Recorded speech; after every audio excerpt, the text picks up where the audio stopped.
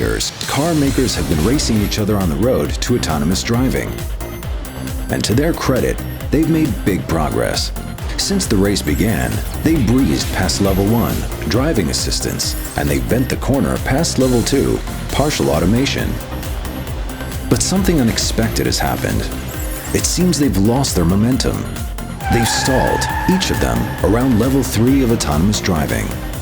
So they try again and again, driving around this familiar, worn-out track.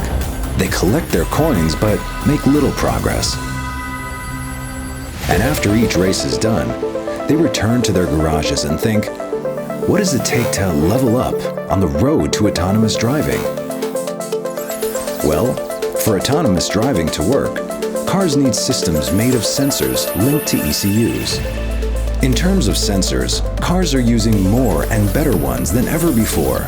And it's not just cameras, but radars and lidars as well. These need to be able to sense everything around you, identifying pedestrians, red lights, and nearby vehicles. So car manufacturers have been rushing to jam these sensors into their vehicles, and they spend the coins they've gathered along the way on the newest and greatest systems the market has to offer. Not surprisingly, cars on the road today have more ADAS sensors than ever before.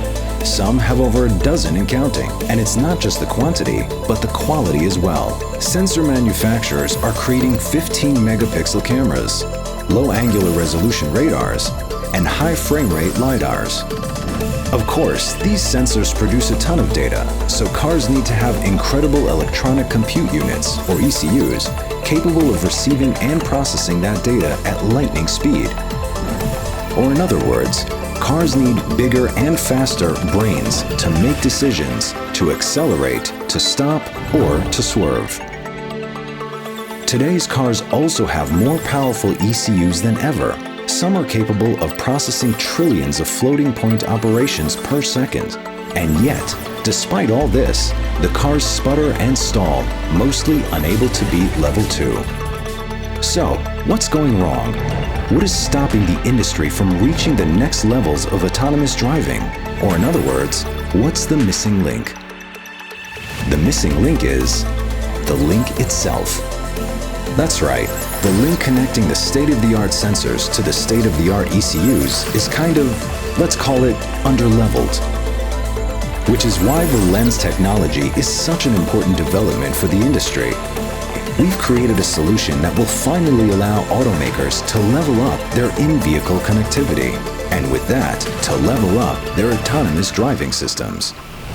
Our technology offers a lot of upgrades over others in the market. It supports high bandwidth for those double-digit resolution sensors being implemented. It transmits the data with near zero latency to ensure that there's no delay between the identification of a pedestrian and the slamming of the brake. It's resilient, meaning it operates with zero errors or data loss, even in the harsh electromagnetic environment of the car. Perhaps most challenging of all, it enables architectural flexibility, letting automakers place sensors and ECUs where they need to be without distance limitations. It offers redundancy so that there can never be a single point of failure, and it runs primarily over hardware, paving the reliable physical foundation for the software-defined vehicles of the future. And bonus, it does all this while lowering the total system cost. Our chipsets are already on the road in vehicles around the world, including Daimler's Mercedes-Benz. Valens is first on the market with chipsets that comply with MIPI A-PHY, the global standard for long-reach in-vehicle connectivity. The MIPI ecosystem is growing fast, with leading automotive players developing systems based on this standard. Valens technology is nothing short of a game-changer for an industry on a quest to level up.